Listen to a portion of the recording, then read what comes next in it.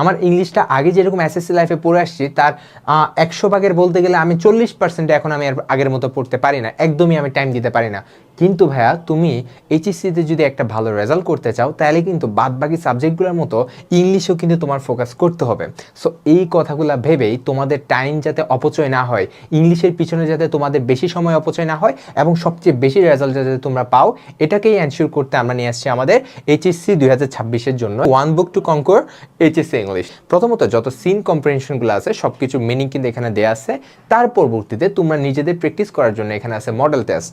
So model test করতে তোমার জন্য হবে না, তোমার কি লাগবে, যতগুলো আমার রিটেন পার্ট আছে গ্রামারের পাশাপাশি যত রিটেন পার্টগুলো আছে সব কিছু সম্পর্কে কালেকশন দেখাটা কিন্তু বড় একটা ক্রেডিট, তাই না? সো এটা কিন্তু একটা বিশাল কালেকশন কিন্তু এই বইয়ে রাখা হয়েছে, ঠিক আছে, যাতে তোমার এক্সট্রা কোনো প্যারা না লাগে, ঠিক আছে, এক্সট্রা কিছু প্যারা না নিয়ে যাতে তুমি হাইয়েস্ট একটা রেজাল্ট করতে পারো, যাতে তুমি 80% নাম্বার যাতে ইজিলি পাইতে পারো, এটা এনশিওর করা কিন্তু আমাদের এই বইয়ের লক্ষ্য।